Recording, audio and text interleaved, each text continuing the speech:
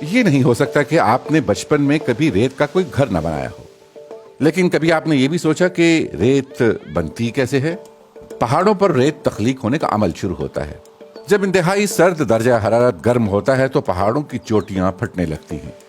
پہاڑوں سے بہنے والا پانی ان ٹوٹی پھوٹی چٹانوں کو بہا کر ساتھ لے جاتا ہے۔ پانی اور دیگر چٹانوں سے رگڑ کر یہ چٹانیں دریاؤں یا سمندروں میں جا کر ہزاروں سالوں بعد باریک ذرات میں تبدیل ہو جاتی ہیں۔ اسے نام دیتے ہیں ہم ریت کا۔ ریت تعمیراتی صنعت کے لیے اہم ہے۔ یہ ہر گھر، دفتر اور سڑک پر موجود ہے۔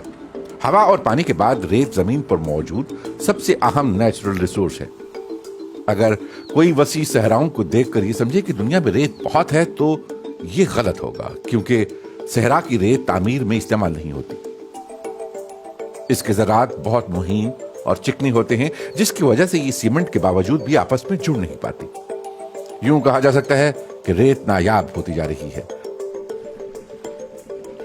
ریت مافیا طویل عرصے سے غیر قانونی کام کری کر رہا ہے، یہاں تک کہ ساحلوں پر بھی۔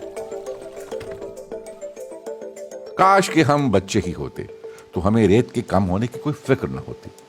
بس ہم ریت کے محل ہی تعمیر کرتے رہتے، انہیں گراتے رہتے اور نئے بناتے رہتے۔